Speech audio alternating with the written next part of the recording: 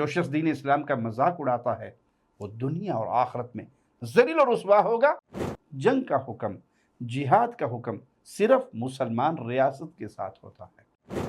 صرف دین اسلام کا مذاق اڑانے سے انسان کافر ہو جاتا ہے۔ 900 چوہے کھا کے بلی حج نو چلی، کہ یہ حج کا مذاق نہیں؟ آپ کی زبان سے نکلا ہوا کوئی جملہ آپ کی دنیا آخرت برباد کر سکتا ہے۔ شریعت کی کسی بات کا مذاق اڑانا، قرآن حکیم کا مذاق اڑانا، آیات کا مذاق اڑانا، اللہ کی مقرر کردہ کسی چیز کا مذاق اڑانا، یہ مسلمان کو کافر بنا سکتا ہے۔ السلام علیکم ورحمۃ اللہ وبرکاتہ۔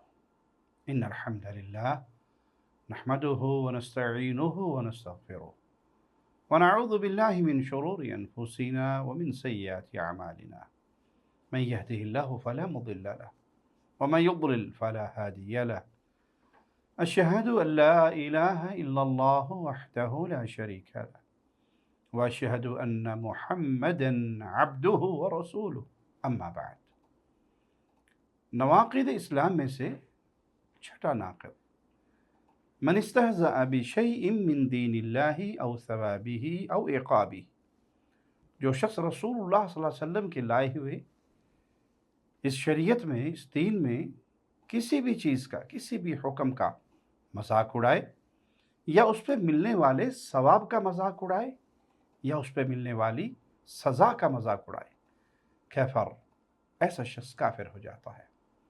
والدلیل قولہ تعالی، اور اس بات کی دلیل اللہ مالک کا یہ فرمان ہے، قل اب اللہ وآیاتہ ورسولہ کنتم تستہزئون، نبی کریم صلی اللہ علیہ وسلم کہہ دیجئے کہ اللہ، اس کی آیات اور اس کے رسول کا تم مذاق اڑاتے ہو، یہ ہنسی مذاق کے لیے رہ گئے، لا تعتذروا قد کفرتم بعد ایمانکم، اب بہانے نہ بناؤ، یقیناً ایمان لانے کے بعد تم کافر ہو چکے ہو۔ دین اسلام اللہ کی طرف سے بھیجا ہوا ہماری ہدایت کا سرچشمہ دین ہے، اور اللہ تعالیٰ بڑی قوتوں والا ہے۔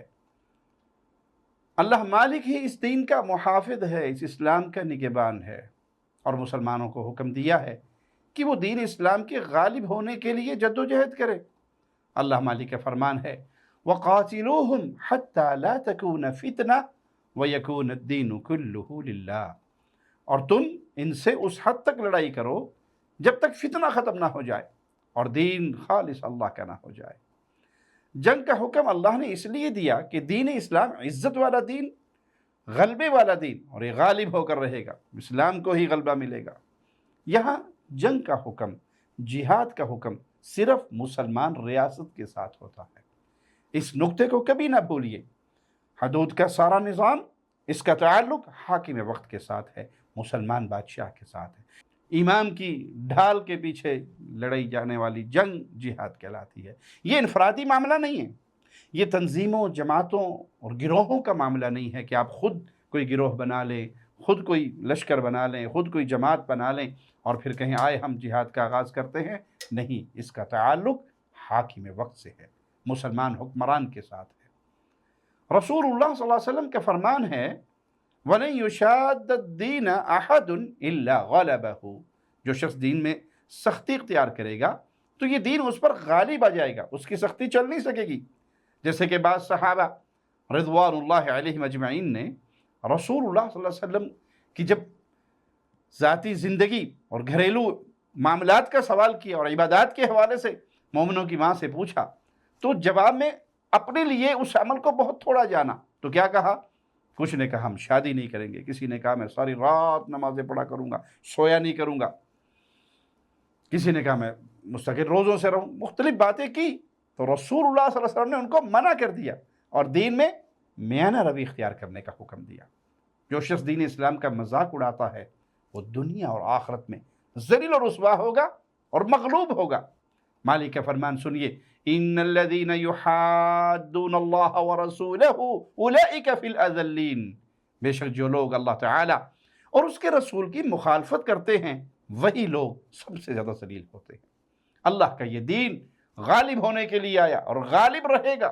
مالک کا فرمان سنیے، کتب اللہ لأغلبن انا ورسولی، اللہ تعالیٰ لکھ چکا ہے کہ بے شک میں اور میرے پیغمبر غالب رہیں گے۔ دین اسلام بڑی قوت والا، غلبے والا، عزت والا دین ہے۔ جو اس دین کا مذاق اڑاتا ہے وہ ہلاک ہو جاتا ہے، وہ ذلیل اور رسوا ہو جاتا ہے، اور اگر وہ مسلمان ہے، کلمہ پڑھنے والا ہے، تو اس مذاق اڑانے کے جرم کی بنا پر وہ مرتد ہو جاتا ہے، دائرہ اسلام سے خارج ہو جاتا ہے۔ یاد رکھیے نواقض اسلام کی 3 اقسام ہیں۔ کچھ ایسے ناقض ہیں جس کا تعلق دل کے اعتقاد سے ہے، دل کی عبادات سے ہے، اور کچھ کا انسان کے اعمال کے ساتھ ہے، اور کچھ کا انسان کی باتوں کے ساتھ ہے۔ اس ناقض کا شمار انسان کی باتوں سے ہے۔ اگر کوئی شخص دین اسلام کا زبان سے مذاق اڑائے، اگرچہ وہ اپنے دل میں عقیدہ رکھتا ہو کہ یہ دین عزت والا ہے، تو اس مذاق اڑانے کی وجہ سے وہ کافر ہو جائے گا، دائرہ اسلام سے خارج ہو جائے گا۔ کوئی شخص دین کا مذاق لوگوں کو ہنسانے کے لیے اڑائے، شغل میلے کے لیے لطیفے، ٹائم پاس کرنے کے لیے باتیں، اور اس میں مذاق اڑایا جائے دین اسلام کا یا دین اسلام کی کسی چیز کا، اس سے بھی وہ دائرہ اسلام سے خارج ہو جائے گا۔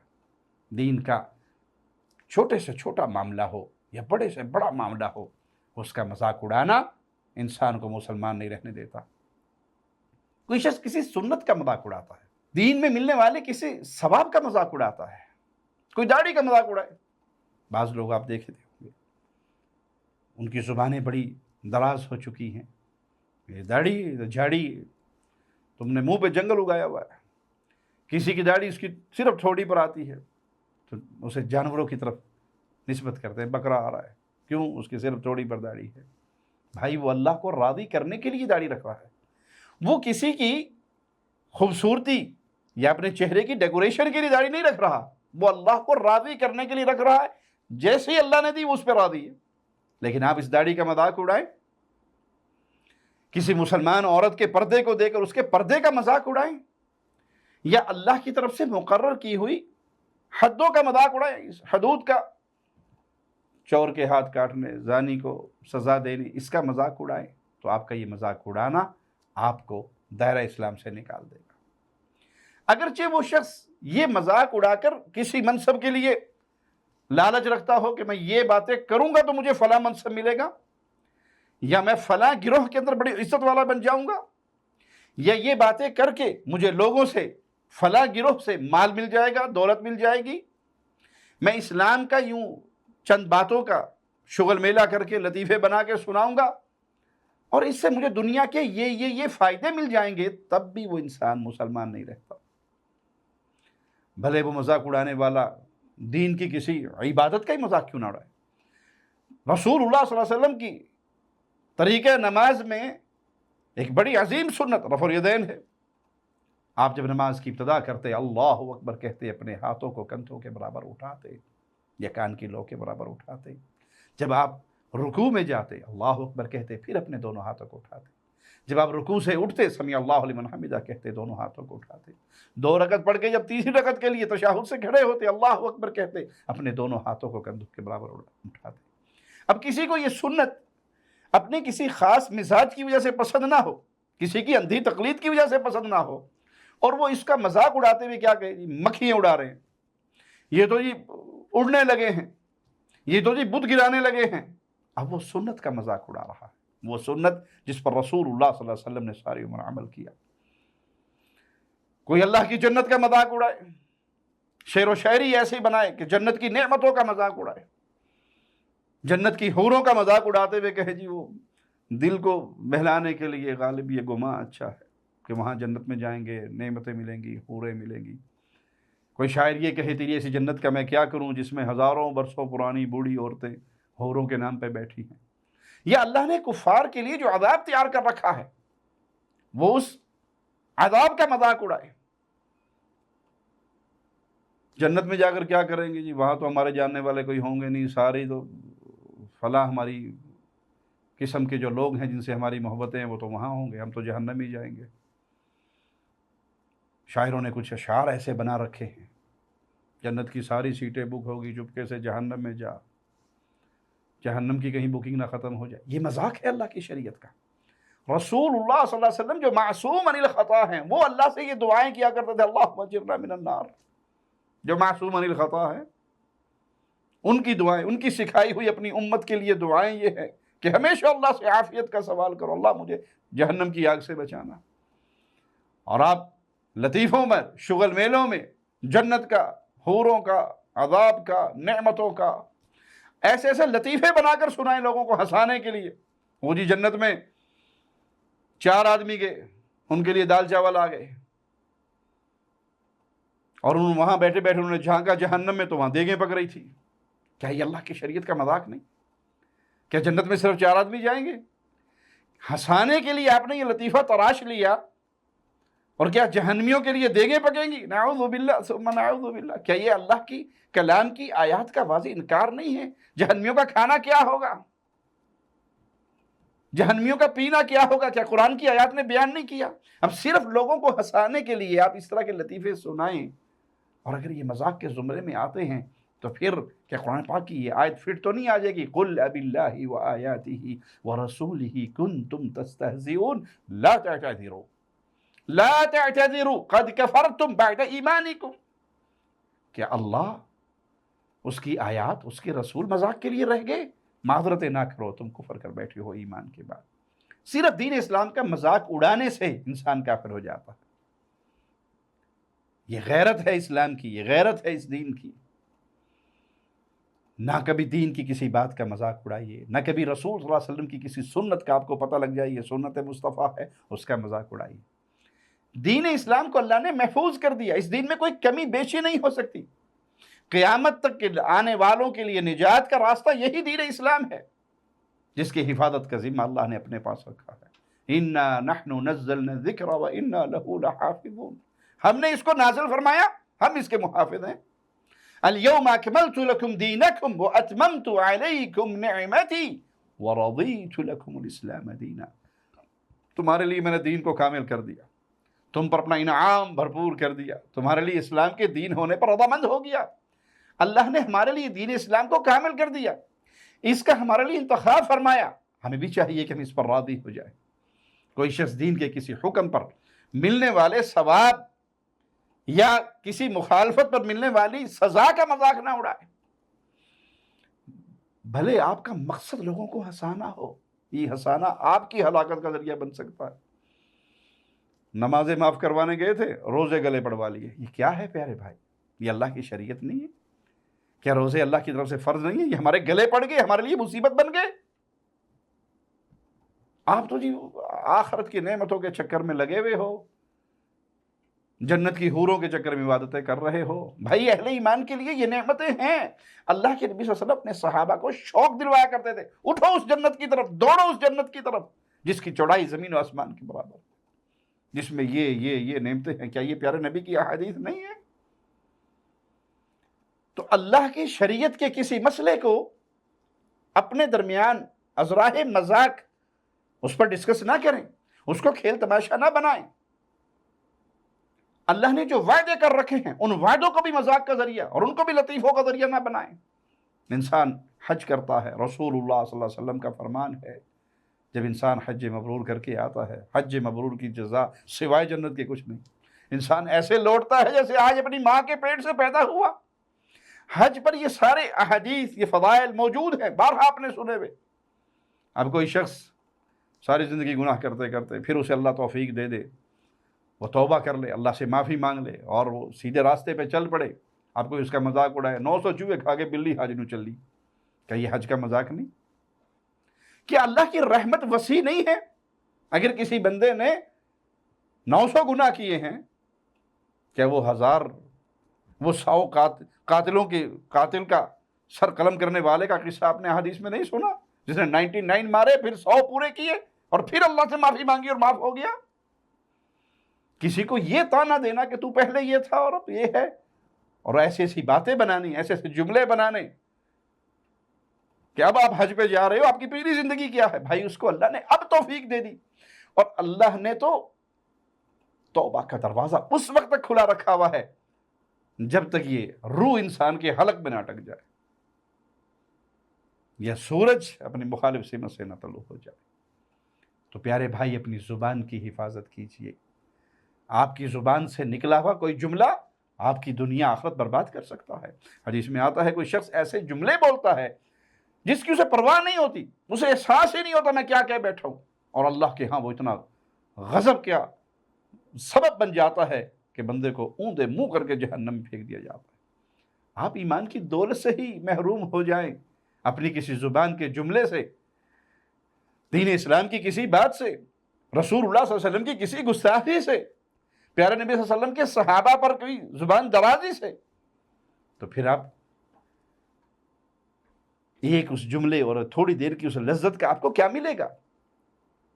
کوئی شخص زنا سے اپنے آپ کو بچاتا ہے اور یہ امید رکھتا ہے کہ اللہ اسے جنت دے گا، جنت میں اس کی نیک بیوییں ہوں گی، حوریں ہوں گی، تو کوئی اس کو تانے مارنا شروع کر دے، مجھے پتا ہے تو نمازیں کیوں پڑھ رہا ہے حوروں کے چکر میں۔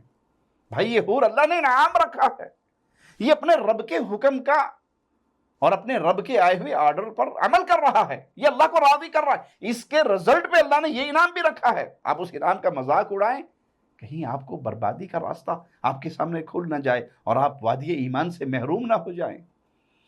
یہ دین اسلام بڑا حساس دین ہے، لطیف و گوئی کے لیے، مذاق کے لیے، شعر و شاعری کے لیے اس کو مشق ستم نہ بنائیں۔ اسلام نے اگر جو حد رکھی ہے وہ بھی اللہ کا حکم ہے، ان سزاؤں کا مذاق نہ اڑائیں۔ اس دین اسلام پر لعنت کرنا یہ بھی انسان کو اسلام کی دولت سے محروم کر دیتا ہے۔ کسی کی بات سے آپ ناراض ہوئے اور وہ مسلمان ہیں، تیرے دین پر لعنت۔ آپ کون ہیں؟ آپ کا دین کیا ہے؟ یہ اللہ کا بھیجا ہوا دین ہے، اس پہ لعنت کرنے سے آپ دائرہ اسلام سے نکل جائیں گے۔ قل باللہ وآیاتہ ورسولہ کنتم تستہزئون۔ یہ ایک گروہ تھا، ایک سفر سے واپس آ رہے تھے، منافقین کا ایک ٹولہ تھا، انہوں نے صحابہ کا مذاق اڑایا تھا غزوہ تبوک میں۔ اس سفر پہ انہوں نے کہا تھا کہ جو صحابہ ہیں یہ قراء ہیں، یہ بڑے بڑے صحابہ، یہ نبی کے گرد رہنے والے، یہ بڑے باتونی ہیں، یہ بڑے بزدل ہیں، یہ بڑے پیٹو ہیں، اور ان کی مراد رسول اللہ صلی اللہ علیہ وسلم کے پیارے صحابہ کا مذاق تھا۔ ان میں ایک انصاری نوجوان نے کہا تھا اللہ کے دشمن تو نے جھوٹ بولا ہے، اور تیری اس بات کی خبر میں رسول اللہ صلی اللہ علیہ وسلم کو کرنے لگا ہوں۔ اور اس کے وہاں پہنچنے سے پہلے جبرائیل پہنچ چکے تھے، جبرائیل نے پیارے نبی صلی اللہ علیہ وسلم کو یہ خبر دے دی تھی۔ صحابہ کا یہ مذاق اڑانے والے کھل کر مذاق نہیں اڑاتے، اشاروں کے نام میں، یہ پیٹو، یہ باتونی، یہ بزدل، یہ جنگ کے موقع پہ ایسے، اور یہ ایسے، اور یہ ایسے۔ قرآن ان کے بارے میں نازل ہو گیا کہ یہ لوگ کفار ہیں، یہ دائرہ اسلام سے خارج ہو گئے ہیں۔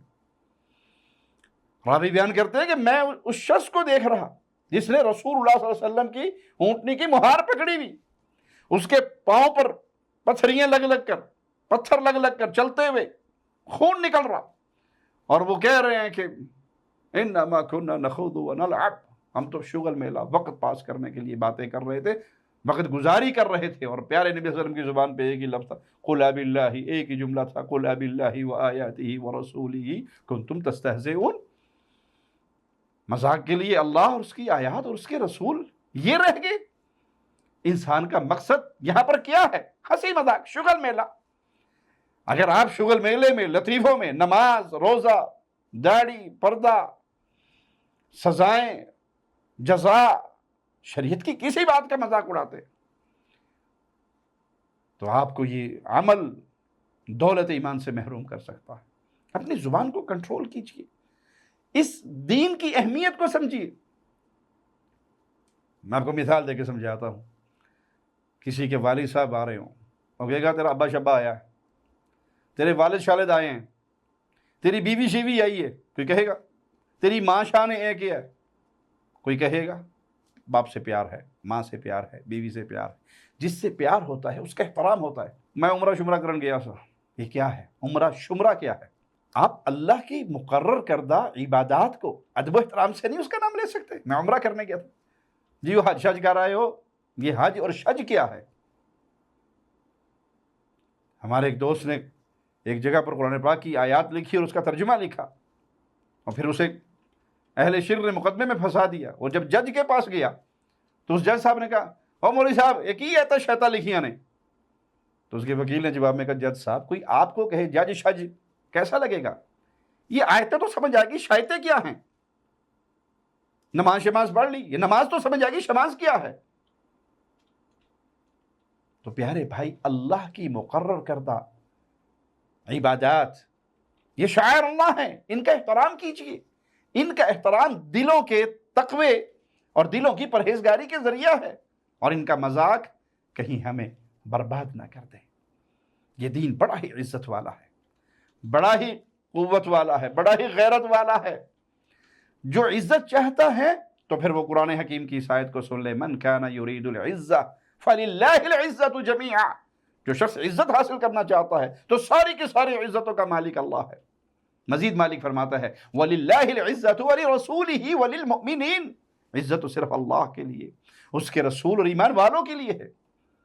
تو پیارے بھائی، کبھی بھی اپنی زبان سے نماز کا، قرآن پاک کا، شاعر، کوئی بھی چیز جس کا تعلق شریعت محمدیہ سے ہے، اس کا نام بگاڑے نہیں۔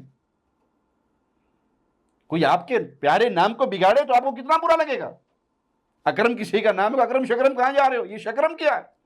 آپ اس کو بڑی محبت سے ملیں گے۔ اور جو نمازوں کے بارے میں، روزوں کے بارے میں، دین اسلام کی کسی بات کے بارے میں اس کا لفظ بگاڑ کے کوئی اور لفظ کہے تو اس کو وہیں پہ ٹوکیے۔ آپ کا اس کے ساتھ پیار کا رشتہ ہی یہ مطالبہ کرتا ہے کہ اس کی غلطی پر اس کی اصلاح کر دیجیے، وہ آپ کا بھائی ہے۔ مومن مومن کا آئینہ ہے۔ کسی کی غلط بات کو دیکھ کر اس لیے خاموش نہ رہے کہ یہ تو ناراض ہو جائے گا۔ بھائی، وہ ناراض ہو یا نہ ہو، کہیں اللہ اور اس کے رسول کی شریعت پر آنچ نہ آ جائے، اللہ ناراض نہ ہو جائے۔ کسی کی بات شریعت کے خلاف ہے، ادب سے، احترام سے، محبت سے اس کو فوراً ٹوک دیں، بھائی آپ کی یہ بات شریعت کے خلاف ہے، بھائی یہاں پر یہ مذاق اڑایا جا رہا ہے، یہ بات درست نہیں ہے۔ اور جس کو سمجھایا جائے وہ فوراً سمجھ جائے، تکبر نہ کرے۔ تکبر کا انجام بہت برا ہے۔ رسول اللہ صلی اللہ علیہ وسلم کے سامنے ایک شخص الٹے ہاتھ سے کھانا کھا رہا، آپ نے اسے سمجھایا۔ اب نبی سے پیارے اخلاق والے کون ہو سکتے ہیں؟ اور اس نے اس کو اپنی بےزتی سمجھی اور کیا کہا، میرا یہ دایاں ہاتھ اٹھتا ہی نہیں ہے۔ آپ نے فرمایا پھر کبھی نہ اٹھے۔ اور صحابی کہتے ہیں پھر ہم نے اس کے دائیں ہاتھ کو کبھی اٹھتے ہوئے نہیں دیکھا۔ تو آپ کو شریعت کی بات سمجھائی جائے، شکریہ ادا کریں اس بھائی کا جس نے آپ کو سمجھایا، جس نے آپ کو ٹوکا، جس نے آپ کو روکا، کیونکہ یہ آپ کا ہمدرد ہے۔ اگر آپ کو اسی حال پہ چھوڑ دے تو یہ آپ سے ہمدردی نہیں ہے، یہ آپ کے ساتھ جفا ہے۔ تو شریعت کی کسی بات کا مذاق اڑانا، قرآن حکیم کا مذاق اڑانا، آیات کا مذاق اڑانا، اللہ کی مقرر کردہ کسی چیز کا مذاق اڑانا، یہ مسلمان کو کافر بنا سکتا ہے۔ اس لیے خاص طور پہ اپنی زبان پہ کنٹرول کریں۔ یہ زبان بڑی خطرناک ہے، اس کی ہلاکت بڑی شدید ہے۔ اپنی زبان کو، اپنے جملوں کو اس کی نوک پر لانے سے پہلے سوچے۔ وہ کسی عقیدے کے تحت صحابہ کا مذاق نہیں اڑا رہے تھے، بلکہ انما كنا نخوض ونلعب، شغل میلہ تھا۔ تو شغل میلے کے چکر میں کہیں شریعت کا مذاق اڑا کر، قرآن حکیم کے کسی حکم کا مذاق اڑا کر، نبی کریم صلی اللہ علیہ وسلم کی کسی سنت کا مذاق اڑا کر، آپ اس دین کی توہین کر کے، اس دین کا مذاق اڑا کر، دائرہ ایمان سے نکل کر، دائرہ اسلام سے نکل کر دنیا اور آخرت کی ذلت کو اپنا مقدر نہ کر لیں۔ اللہ سے دعا ہے اللہ ہمیں دین اسلام پر باقی رکھے، دین کی عزت کرنے کی توفیق عطا فرمائے۔ اقول قولی ھذا واستغفر اللہ لی ولکم ولسائر المسلمین۔